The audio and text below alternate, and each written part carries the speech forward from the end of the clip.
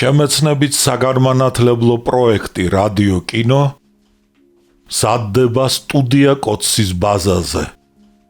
პროექტის ხელმძღვანელი კობა ცხაკაია. პროექტის რედაქტორი ნინო ჩხიკვიშვილი.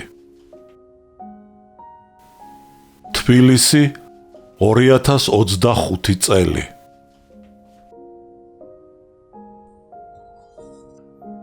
ალექსანდრე ქუთათელი, პირისპირ, რომანი 2 ტომად და 4 წიგნად. პირველი ტომი.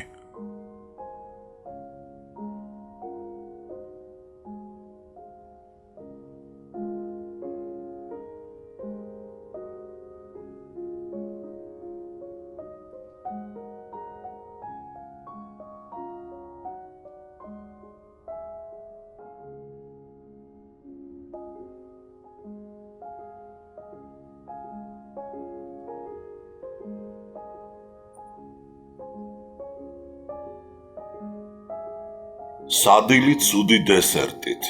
მეოთხე. სადილს უკან ომი არ დაგვიანებულაო. ანდაზა. ჩვეულებრივი სიხარულითა და ჟრიამულით როდი მიეგებნენ მაყაშვილები კორნელის. კორნელი მაშინვე შენიშნა, როგორ შეკრთა და ერთბაშად გაწითლდა ვარდო. ვარდომ ნინოს გადახედა. ნინო გაფითრებული იჯდა, თეფშს დასჩერებოდა და თავს არ იღებდა. ეტყობოდა ძალზე ღელავდა. მხოლოდ სუფრის თავში მჯდომმა ესტატე მაყაშვილმა დაიძახა ჩვეულებისამებრ. ჩვენს დაკარგულ ჯარისკაცს გაუმარჯოს. სანდრო ხოტივარი კი ბედნიერის ღიმილით მისჩერებოდა მეგობარს და კორნელი დარწმუნდა, რომ ევტიხი ცდებოდა. პლატონ მოგველაძესათვის ჯიბო და ვიღაც უცნობი კაცისათვის კორნელის არ შეუხედავს. ვარდოსთან მივიდა და ხელზე აკოცა, მერმე ნინოს. ნინოს არც ახლა აუწევია თავი, გულგრილად გაუწოდა ხელი. ეკალივით მოხვდა კორნელის გულზე ნინოს გულგრილობა და გაიფიქრა. რა დაუშავე? რა მოხდა? იცნობდეთ კორნელი, ეს ესტატეს დედა გახლავთ. დიდედა ჩვენი ქალბატონი ივლიტე, გააცნო ვარდომ. გამარჯობა შვილო, დარბაისლად უთხრა მოხუცმა ქალმა კორნელის. ესტატე ძალიან ჰგავდა დედას. მერმე კორნელიმ პლატონ მოგველაძეს ჩამოართვა ხელი. პლატონმა გაუღიმა. კორნელიმ ვერ გაიგო, რას ნიშნავდა ეს ღიმილი. დაცინვას, თანაგრძნობას თუ გამარჯვებული კაცის შემწყალებელ ღიმილს. ესტატეს ძმამ, ამჟამად პოლკოვნიკმა ჯიბო მაყაშვილმა კორნელის უსაყვედურა. ბატარეის უფროსმა ალექსიძემ შემომჩივლა. კორნელიმ ხეიძე დაიკარგა. დეზერტირთა სიაში ჩაეწერაო. კორნელი გაწითლდა და მიუგო. დეზერტირი არა ვარ. ავად ვიყავი და ექიმთა კომისიამ 1 წლის შვებულება მომცა. გამანთავისუფლა. აგა შენა ღმერთმა, ჯარიდან ყველა თუ გაიქცა, ვინ გაიომოს მაშინ, ჩაიქნია ხელი პოლკოვნიკმა. ახლა ტანმორჩილი მსუქანი კაცის წინ გაჩერდა კორნელი, ვარდომ ესეც გააცნო, სენატორი გიორგი დადვაძე. სენატორს მრგვალი და გაპარსული სახე ჰქონდა, ღვინისაგან ალანძღული, თმა სავსები ჭაღარა, წარბები კი შავი. კაცი იფიქრებდა იღებავსო. სენატორმა მობიერი ღიმილით შეხედა ჯარისკაცს, თითქოს ამ ღიმილით თანაგრძნობას უცხადებსო. იგი კეთილი კაცი ჩანდა. ბოლოს კორნელიმ სანდრო ხოტივარს ჩამოართვა ხელი, მაგრამ სანდრომ ხელის ჩამორთმევა არ აკმარა. მარცხენა ხელი კისერში მოავლო, მოსწია და ტუჩებში მაგრად აკოცა. კორნელი სანდროს გვერდით იჯდა. სანდრომ შეხედა, გაუცინა და ღვინო დაუსხა. თანაც დასცინა. ეს ულვაშები რომ მოგიშვია, ვითომ რა ამბავია? სანდროს აზერბაიჯანთან ომში მიღებული ორდენი გიორგის ჯვარი ეკიდა მკერდზე. ვარდომ კორნელის დედა ტერეზა მოიკითხა, როგორ ბრძანდება. კორნელიმ დედის მოკითხვის გამო მადლობა გადაუხადა და მოკლედ უამბო ყოველივე კარისმერეთის შესახებ. იონას ხსენებაზე ნინომ თავი ასწია, ოდნავ გაიღიმა და კორნელი შეხედა. სრულებით არ უხდება ულვაშები. ხარისხ აყრილ პროპორშიკს დამსგავსებიაო გადაწყვიტა, მაგრამ უმალ შეკრთა და თვალი მოარიდა. კორნელი, მიირთვი სადილი. მადლობ, ქალბატონო, მე სადილი უკვე გეახელით, მიუგო კორნელიმ. ნინოს არ მოეწონა ბანალურად ეჩვენა თავის დახრა. კერძზე ხელის მიდება და ასე მადლობის გადახდა. კიდევ უფრო დარწმუნდა თავის დასკვნაში. პროვინციელს დამსგავსებია და კარისმერეთის მოკეიფე, თავზე ხელაღებული ვაჟკაცი იასონ ჯანჯღავა მოაგონდა. ვარდო კი არ ეშვებოდა კორნელის. ცოტა რამ მიირთვით. ნასადილევს ბევრს რამეზე უნდა მოგელაპარაკოთ. ნინო გაწითლდა. მამამ საქმე გაუჩინა. ნინო, გილზები გამიტენე თუთუნით. ნინო ჩქარი ნაბიჯით გავიდა სასადილო ოთახიდან. პლატონ მოგველაძემ თვალები გააყოლა და კორნელის მოაგონდა ევტიხის ნათქვამი. ჩვენი ბატონის ქალი არავინ მოგტაცოსო. უთქვენოთ აქ კორნელი დიდი ცვლილებები მოხდა. ისევ მიმართა ვარდომ. ელენე და დათა ბაქოდან ჩამოვიდნენ და კარგი ბინაც მიიღეს. ესტატე შეკრთა. ვაი თუ ვარდომ სტუმრების თანდასწრებით კორნელის ყველაფერი უთხრასო და ცოლს სიტყვა გააწყვეტინა. ვარდო, იმ დიდ ცვლილებათა შესახებ საუბარს სადილის შემდეგაც მოასწრებ. კორნელის გაუღიმა და გააფრთხილა. გახსოვდეთ, ვარდო ცნობილი დიპლომატია და არ გაჯობოთ. ვარდოს ეწყინა ქმრის შენიშვნა, მაგრამ სხვა გზით შეუძლებელი იყო სულწასული ცოლის შეჩერება. ესტატე მიხვდა და მაშინვე თავის შენიშვნას სხვაგვარი კუდი გამოაბა. მაშ რა ცნობილი ვექილი იქნებოდა იგი, თუ ყოველ შემთხვევას თავსა და ბოლოს ვერ მოაბამდა. დიპლომატია ჩვენში ადვილი საქმე, თამაშობა ჰგონიათ, დაიწყო ესტატემ. აი თვალი კი დაუდგეს სომხეთში წარგზავნილ იმ ჩვენს ბედოვლაც ელჩსა და დიპლომატს. ვითომ რათაო? შეეკითხნენ ესტატეს პლატონი და ჯიბო. კაცო, მიუგო ესტატემ, 2 თვე არის, რაც იმ ჩვენს ელჩს, სვიმონ მდივანს, კაჩაზნუნის მთავრობა ლათაიებით ჰკვებავს. კრაზნუნი და ტიგრანიანი იმ ჩვენს არიფ დიპლომატს ქეიფითა და პატივისცემით თვალებს უხვევენ. ჩვენ წინააღმდეგი არა ვართ, სადავო ტერიტორიის საკითხი შვიდობიანი გზით გადაიჭრასო და ამავე დროს მობილიზაციას აცხადებენ. კაფაციცებით ემზადებიან ომისათვის. საქართველოს საზღვრებზე ჯარებს აგროვებენ და თავს გვესხმიან სანიანის რაიონში. ამ დროს ნინო შემოვიდა და მამას პაპიროსები მოუტანა. იგი შედარებით დამშვიდებული იყო, რადგან კაბინეტიდან მოეკრა ყური სხვა საგნებზე საუბრისათვის. სამაგიეროდ ახლა მამამისი ესტატე ღელავდა.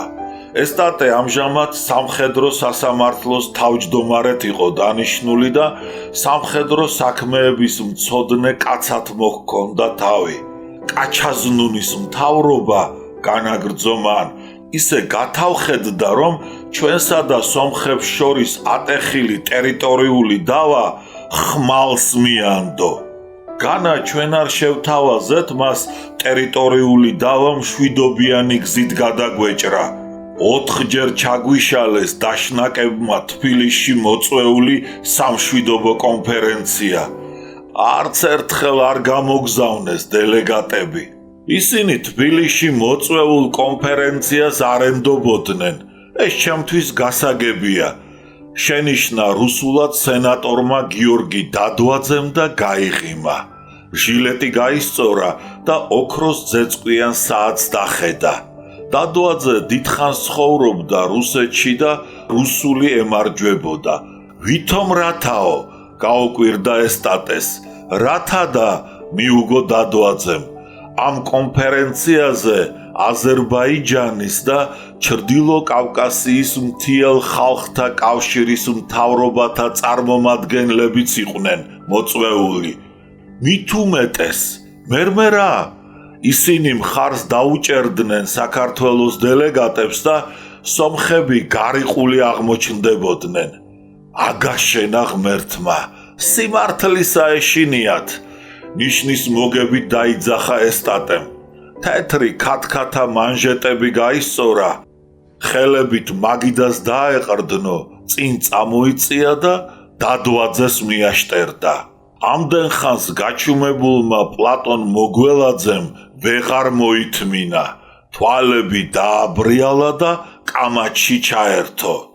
დაეუწყოდეს ყველა, რომ საქართველო მუსულმანთა მიერ დარბეულ და აწიოკებულ სომხეთს შველოდა მრავალგზით. როდესაც სომხეთი მუსულმანებმა დაარბიეს და მათ სატახტო ქალაქში, ანიშში, აბულსოვარი გამეფდა, დავით აღმაშენებელმა სომხეთის დაჟინებითი თხოვნის თანახმად ერთმორწმუნე ერის გადასარჩენად 70,000 ჯარით ანისზე გაილაშქრა.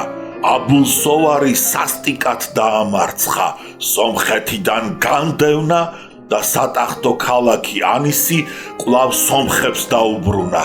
როცა ამგვარად სომხის ერი სარწმუნოებრივი დევნიდან განთავისუფლდა, მივიდეს მეფე და კათალიკოსი, ეპისკოპოსნი და ერთობლივნი ლაშქარნი დედოფლისა საფლავსა.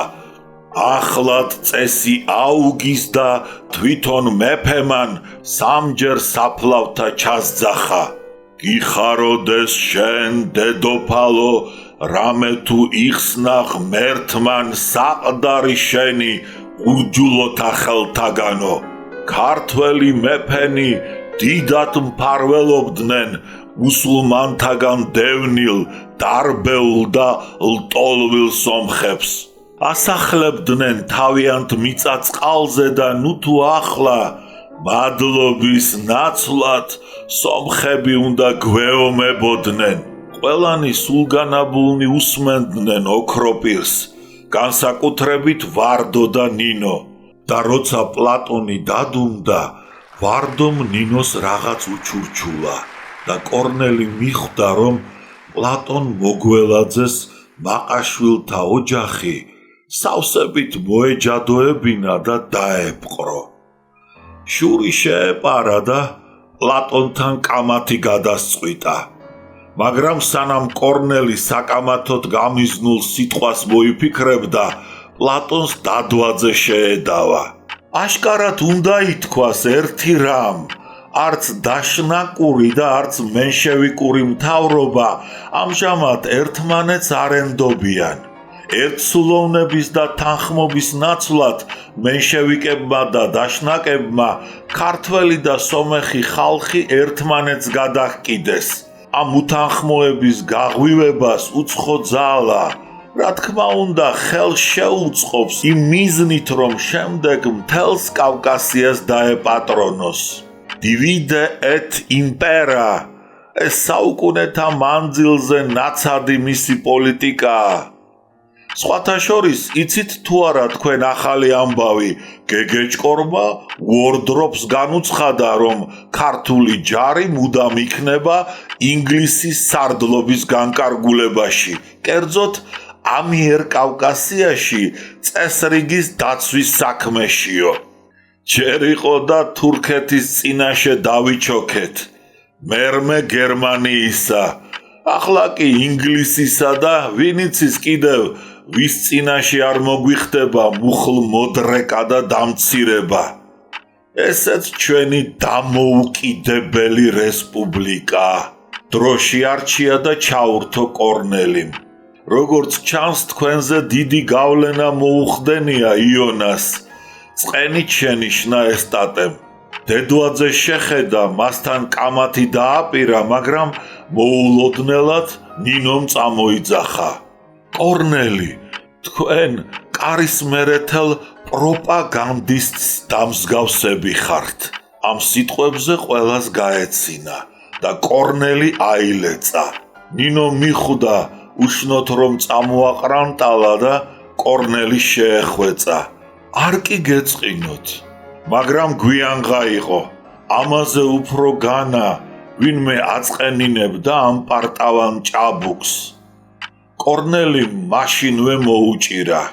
კარისმერეთელი პროპაგანდისტი, რაც უნდა იყოს, თელაველთა ქვევრი მაინც არ არის, რასაც ჩასძახებ, იმას რომ ამოგძახებს ხოლმე.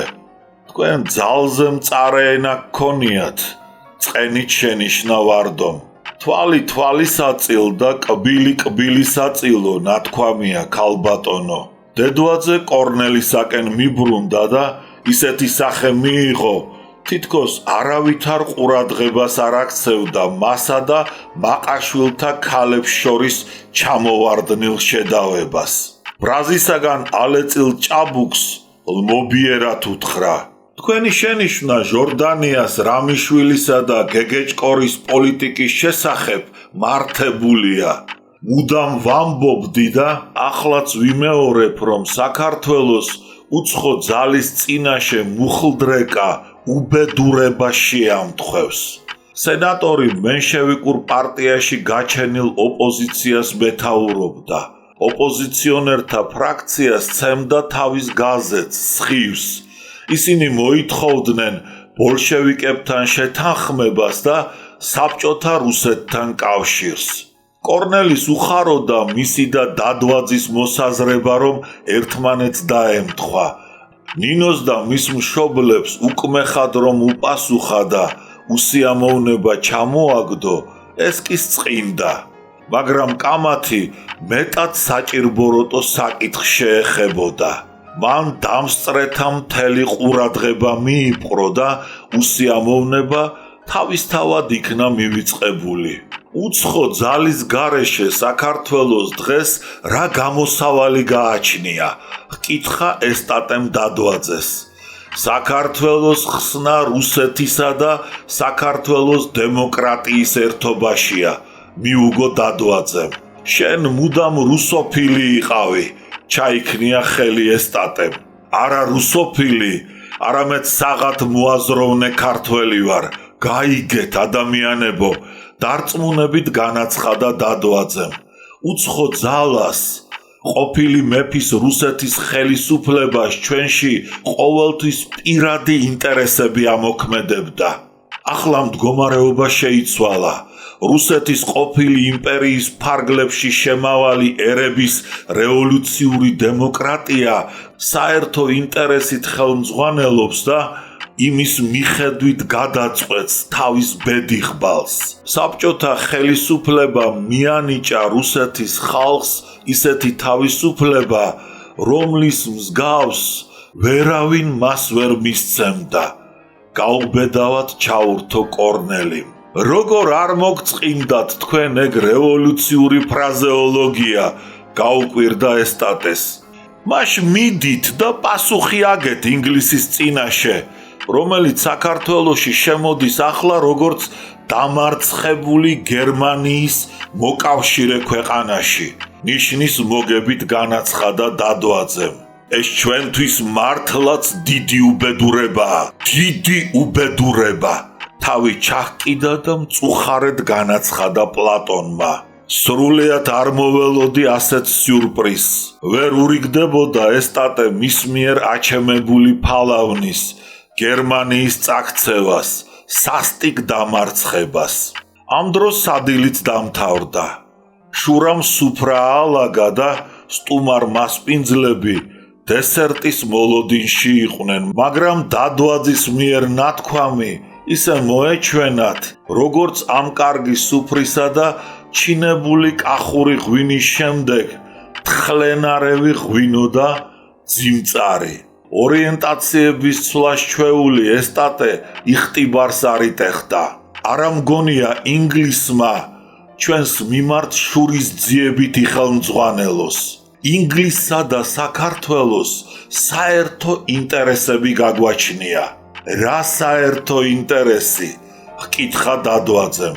ეს იყო ხანა საბჭოთა რუსეთზე კაპიტალისტური ქვეყნების ინტერვენციისა, როდესაც ფრანგების ჯარებმა ოდესა და სევასტოპოლი დაიკავეს, ხოლო ინგლისის ესკადრა შავ ზღვაში შემოვიდა და ბათუმში დესანტი გადმოსხა.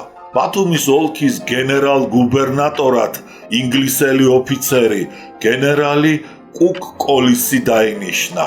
ამ ამბავმა საქართველოს მაშინდელი მესვეურნი საგონებელში ჩააგდო და 1000 გვარი მითქმა-მოთქმა გაჩაღდა. ესტატე მაყაშვილი მართველ წრეებთან დაახლოებული კაცი იყო და საქმის ვითარებას სხვაზე უკეთ იცნობდა. ჩვენი და მთელი ამიერკავკასიის სურვილია რუსეთს ჩამოვშორდეთ. ინგლისელების სურვილიც სწორედ ეგ არის. გადაუღობონ რუსეთს ინდოეთისაკენ მიმავალი გზა და მოიპოვოს ახლო აღმოსავლეთის ნავთის ბუდობების რაიონებში შეუვალი ბატონობა. დიდი ბრიტანეთის ამ დიდ განზრახვას ჩვენც უნდა ავუღოთ ალღო და შეუთანხმოთ მას ჩვენი პოლიტიკა. განაცხადა ახლა ბატონის წინაშე მუხლდრეკას შეჩვეულმა ქართველმა თავადმა. მაშინდელი მენშევიკური მთავრობაც ამ გზას დაადგა. დედვაძე შორსმჭვრეტელი კაცი იყო და ესტატე შენიშნა. ამიერკავკასიის დემოკრატიის სურვილი სრულიადაც არ არის რევოლუციურ რუსეთს მოსწყდეს, ინგლისის იმპერიალიზმს დაუკავშირდეს და მისი ბატონობა აღიაროს. მენშევიკების, დაშნაკების და მუსავატელების ეს პოლიტიკა, რომელიც ცდილობს ამიერკავკასია საბჭოთა რუსეთის წინააღმდეგ უცხოეთის ინტერვენციის პლაცდარმად აქციოს, მარცხით დამთავრდება, რასაც თქვენ სულ მალე დაინახავთ. დადვაძის შენიშვნამ ცხარე კამათი გამოიწვია. დამშვიდდით ბატონებო, სთხოვა ესტატემ სტუმრებს. ჩვენი დავა ყავასთან და ლიქიორთან კაბინეტში განვაგრძოთ. წამობრძანდით. მამაკაცები კაბინეტში შევიდნენ. ესტატეს დედამ მოხუცმა ქალმა კნეინა ივლიტემ, რომელიც ამდენ ხანს თვლემდა და ამთქნარებდა, თავი ასწია და ჩიხტი კოპი გაისწორა.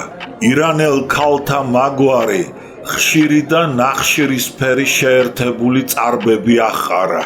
საშრობზე დაცემული წყალნარევი მელნის ლაქის მსგავსი მარღი და ჩანისლული თვალები დააჭყიტა და ვარდოს უთხრა: აბა, ერთი უყურე იმ თქვენს ფხიკიან იმერელ მდგმურსა, როგორი მწარე ენა ჰქონია, თელაველიო. კახელების ღმერთი ილოცონ იმერლებმა ისაშ ჯობია. არც ჩვენს ქალბატონ ნინოს ჰქონია ტკბილი ენა დიდედა, მიუგო ვარდომ და ნინოს უსაყვედურა. აბა ხალხში რად დასცინე? განა არიცი როგორი ამაყი და ამპარტავანია. ნინოს თვალზე ცრემლი მოადგა და განჩხლებული ხმით მიმართა ვარდოს. ეგ შენი ბრალია დედა.